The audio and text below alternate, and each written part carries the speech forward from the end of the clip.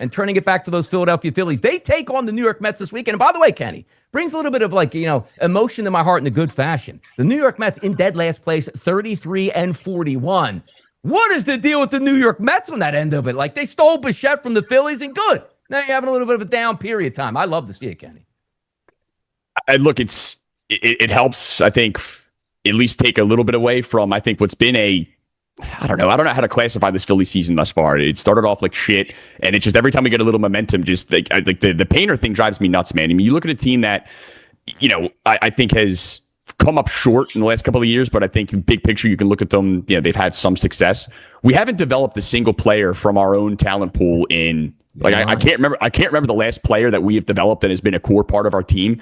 And yet we have this downright refusal to trade our prospects when they are at their absolute peak value. It's like, we can't develop anybody. We don't have a single proof of concept. And yet we hold on to them like they are like the second coming. And year after year, we don't make moves at the deadline when we need pieces because we want to preserve these guys. And like, what Painter, there is no value on Painter now. Like, I just think about what we could have done with him and maybe even Crawford at the deadline last year. And it's like, this is what you get. And I feel like every other team that has had more success than us over the last couple of years, they're not clutching their prospects.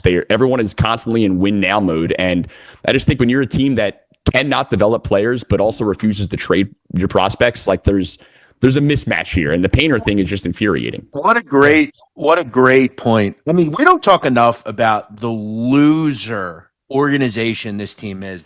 They are holding on to something they did 16 years ago. That was the last time they went to the World Series, right? 16 goddamn years ago, and we're still holding on to that. I mean, Dom Brown, Mickey Money, all these people over the years, they've never developed. He is so right. And Scott Kingery, baby. Don't forget Scott Kingery. Oh, yeah. Paid him before he even got to the majors. All these guys. It's the same song and dance. And I've talked about this on this show. I'll talk about it again. Look at teams that are starting to win, developing players, getting rid of big contracts. How many times, look at Trey Turner, not good. Castellanos, where is he even now? Is he even in the major leagues anymore? Bryce Harper. I mean, it's time to get rid of these albatross contracts. They have to start figuring out. The World Series was 16 years ago. This team has failed miserably for the most part in the playoffs. Great point. And look, where do you really go from here? Because most of your stars at this point, outside of Schwarber, are at their lowest value, right? I mean, where do you go? I don't think we can disrespect Harper. I think I have no regrets of the Harper contract. I think he is held up to his end. Would you agree it's failed?